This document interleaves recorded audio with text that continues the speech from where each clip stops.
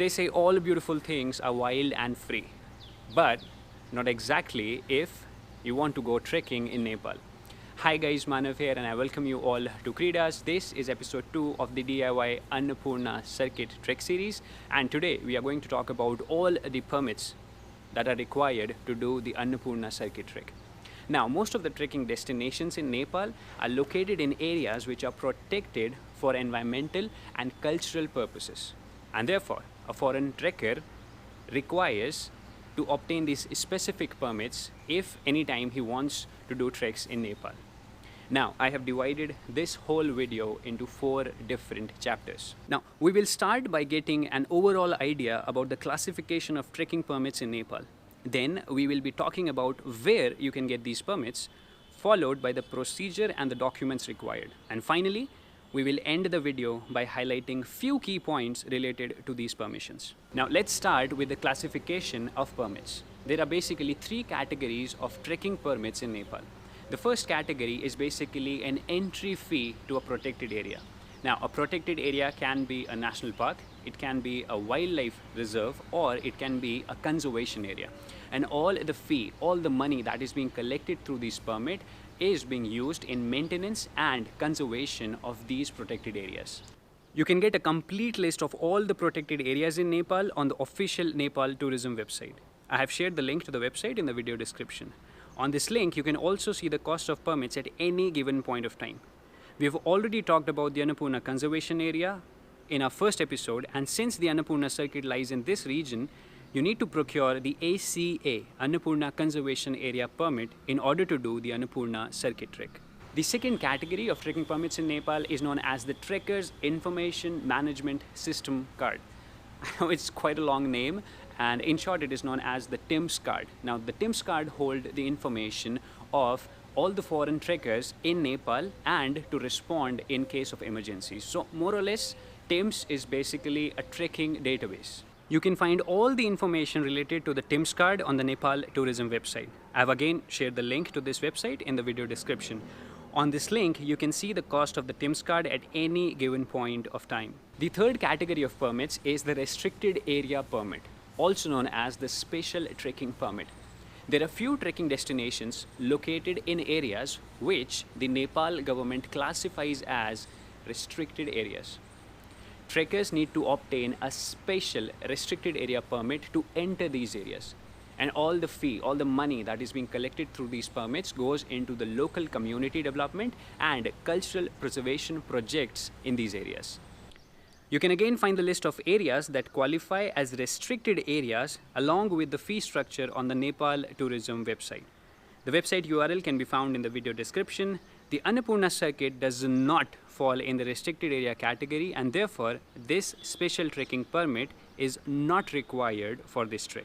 Okay, therefore, in order to do the Annapurna circuit trek, one needs the Annapurna Conservation Area permit or the ACA permit and the Trekkers Information Management System card or the TIMS card. There are a number of checkposts present all along the Annapurna circuit trek where you need to show these permits. Okay, moving on to the next chapter, where to get these permits from. The ACA permit and TIMS card can be obtained at the Nepal Tourism Board office in Kathmandu and Pokhara. I've shared the Google location for both these offices in the video description. Now, both the Nepal Tourism Board offices present at Kathmandu and Pokhara are open 7 days a week, 365 days a year, from 10 a.m. to 5 p.m. in the evening. They are also open on public holidays, but for half the day, that is from 10 a.m. to 2 p.m.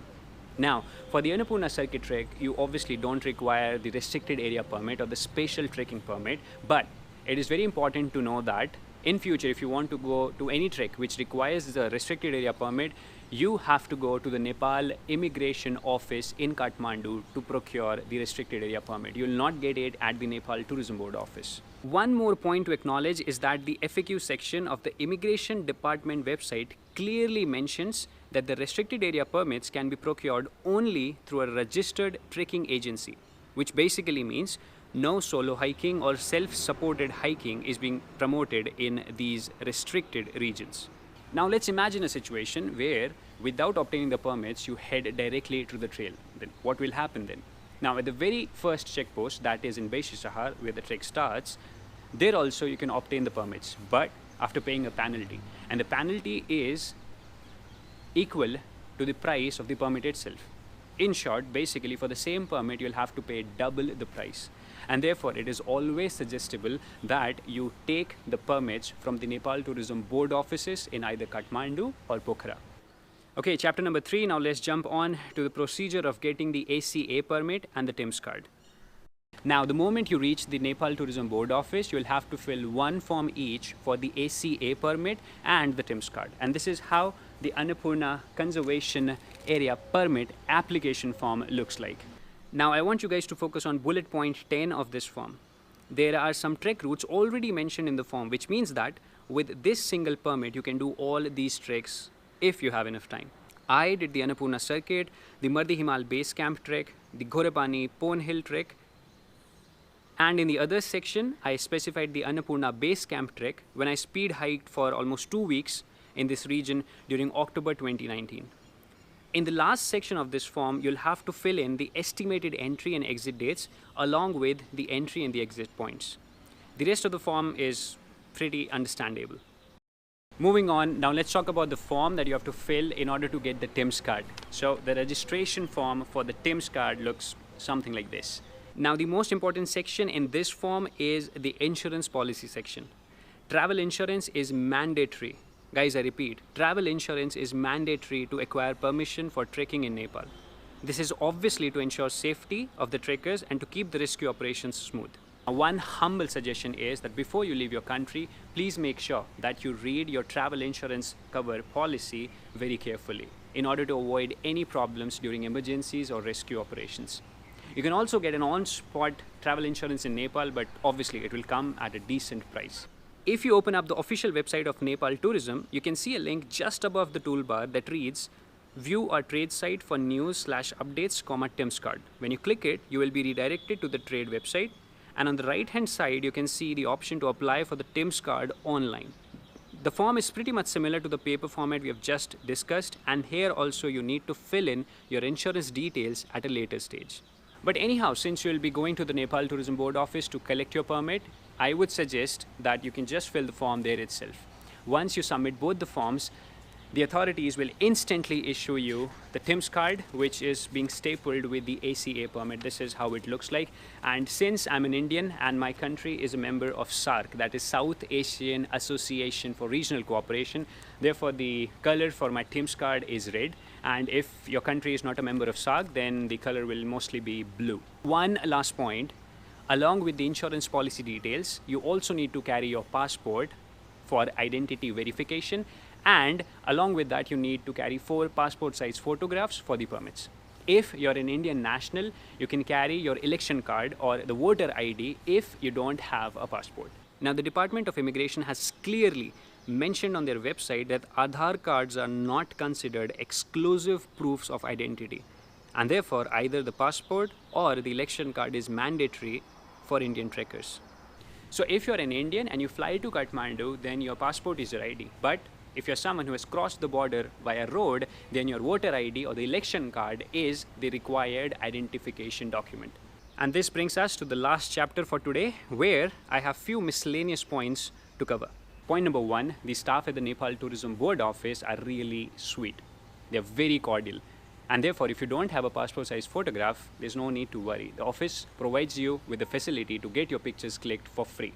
And if you think that your passport size photograph is uglier than mine, then I would suggest you to get few fresh pictures clicked. Point number 2, when it comes to the validity of the TIMS and the ACA permit, it completely depends on the dates that you have mentioned in your application form. And the same dates are being reflected in the permits.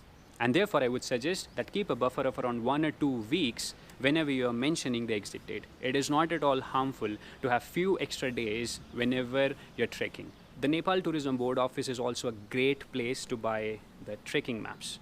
Now, these paper maps are actually not really useful when you're on the trail, but they definitely give you a basic idea, a good basic idea about the whole trek. And The best way to learn the name of all the villages in no time is definitely going through these paper maps. Now, I would always prefer a digital map because the biggest downside of these paper maps is that they are really huge. This is the size of the map and it is being printed on both sides. And now you can completely understand how uncomfortable it would become to open it up in the middle of the trail. So therefore, you can go to the Himalayan map house and you can buy the digital prints, but the downside of those digital maps is that they are really costly. Now, you can get this particular map, this particular paper map for just 600 Nepali rupees. This is the MRP. Whereas the digital maps at the Himalayan map house range from around 15 to 20 euros. But for your research at home, you can use this beautiful floating map available at the website of one of the local tour operators in Nepal. I've already given the link to this map in the video description and you can have a look at it. This map highlights the Annapurna circuit trail by a red line and it details out the villages which are present all along the trail. Along with this, there are side trails which are marked in blue, which we will be covering up in the upcoming videos. For example, the trail to the Tilicho Lake.